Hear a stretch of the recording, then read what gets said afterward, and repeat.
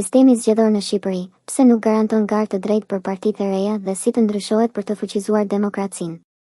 Sistemi zgjedhor në Shqipëri është një nga temat më të ndjeshme dhe të debatueshme në politikën shqiptare.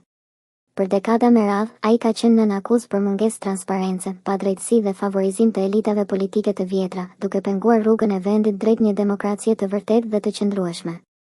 Në një vend ku shoqëria civile po bëhet gjithnjë më aktive dhe kërkon përfaqësim real, sistemi zgjedhor aktual po rezulton një pengesë e madhe për pluralizmin politik dhe për rinovimin e klasës politike. Sistemi aktual dhe mungesa e konkurrencës së ndershme. Sistemi zgjedhor në Shqipëri mbështetet kryesisht në një model proporcional me lista të mbyllura dhe një prag elektoral prej 5, që do të thotë se qytetarët nuk votojnë drejt për kandidatët, por për një listë partie të përgatitur nga drejtuesit e partive. Kjo mënyrë zgjedhjeje ka pasoja shumë negative. Monopolizimi i pushtetit nga partitë e mëdha, lista të mbyllura, ku pozicioni i kandidatit përcaktohet nga udhëheqësit e partisë, i japin kontroll të plot kryetarëve të partive mbi deputetët. Kjo ndihmon partitë e mëdha që të mbajnë status quo dhe të mbysin rivalitetin politik. Pengesa për partitë e reja dhe alternativat, pragu i lartë elektoral, së bashku me kostot e larta të fushatave dhe mungesën e mbështetjes institucionale, bëjnë që partitë e reja dhe lëvizjet qytetare të kenë shumë vështirësi për të hyrë në parlament dhe për të dëgjuar. Përfaqësimi i pamjaftueshëm i interesave lokale, për shkak të sistemit me lista të mbyllura dhe zonave zgjedhore të mëdha, deputetët nuk janë përgjegjës drejt për drejt ndaj qytetarëve të një zone specifike, duke krijuar distancë mes përfaqësuesve dhe zgjedhësve. Dobësimi i demokracisë së brendshme, për zgjedhja e kandidatëve kryhet shpesh në mënyrë jo transparente brenda partive, duke i përjashtuar anëtarët dhe duke favorizuar klientelizmin politik. Pse duhet të ndryshojmë ligjin zgjedhor?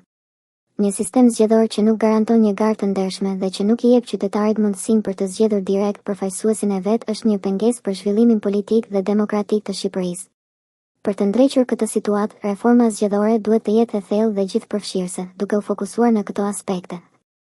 Kalimi në një sistem me lista të hapura ose sistem zgjedhor personal, majoritar. Kjo do t'i jepte qytetarëve mundësinë të votojnë kandidatin që duan dhe jo vetëm partinë. Kjo ndryshim do të rrisë përgjegjësinë e deputetëve dhe do të forcojë lidhjen e tyre me komunitetin që përfaqësojnë. Për shembull, një sistem i tillë mund të kombinojë elemente proporcionali me një sistem përfaqësimi direkt, duke sjellë përfitimet e të dy modeleve. Ulja e pragut elektoral. Një prag më i ulët, rreth 2-3, do të ndihmonte në hyrjen e partive të reja dhe alternativeve në parlament, duke pasuruar diversitetin politik dhe duke sfiduar elitën e vjetër. Kjo do të kontribuonte në një përfaqësim më të drejtë të gjithë spektrit politik dhe do t'i jepte shpresë atyre që sot ndihen të përjashtuar. Përmirësimi i transparencës dhe demokracisë së brendshme të partive. Duhet të krijohen mekanizma ligjor që detyrojnë partitë të përdorin metoda demokratike dhe transparente për përzgjedhjen e kandidatëve. Për shembull, votimi i brendshëm i anëtarësisë ose organizimi i zgjedhjeve primare mund të jenë zgjidhje efikase për të forcuar legjitimitetin e kandidatëve. Krijimi i mekanizmave të kontrollit dhe monitorimit. Institucionet të pavarura duhet të kenë kompetenca dhe burime për të kontrolluar financimet e fushatave, përdorimin e resurseve shtetërore dhe për të ndëshkuar shkeljet e ligjit zgjedhor. Kjo do të ulë ndikimin e paras dhe të abuzimeve në zgjedhje. Angazhimi qytetar dhe konsultimi publik. Reforma zgjedhore nuk duhet të jetë një proces i mbyllur mes partive politike, por një proces i hapur dhe gjithëpërfshirës, ku qytetarët, shoqëria civile, akademikët dhe ekspertët të marrin pjesë aktive në hartimin dhe diskutimin e ligjit. Roli i qytetarëve dhe nisma për ndryshim.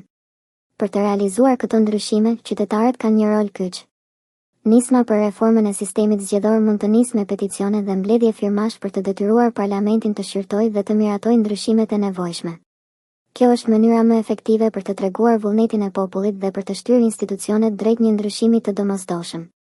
Shoqatat, grupet rinore, mediat dhe organizatat jo qeveritare mund të bashkohen për të hartuar një platformë konkrete dhe të qartë kërkesash për reformën zgjedhore.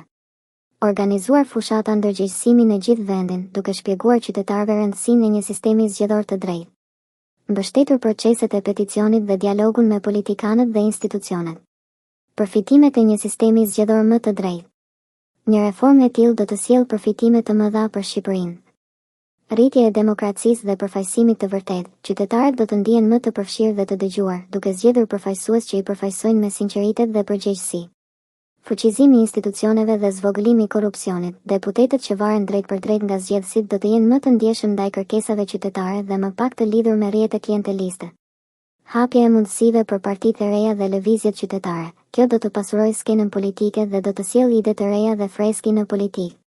Zhvillim më i shpejt dhe i qëndrueshëm i vendit, me një përfaqësim më të drejtë dhe një qeverisje më të përgjegjshme, Shqipëria do të mund të përparojë më mirë në sfidat ekonomike, sociale dhe politike.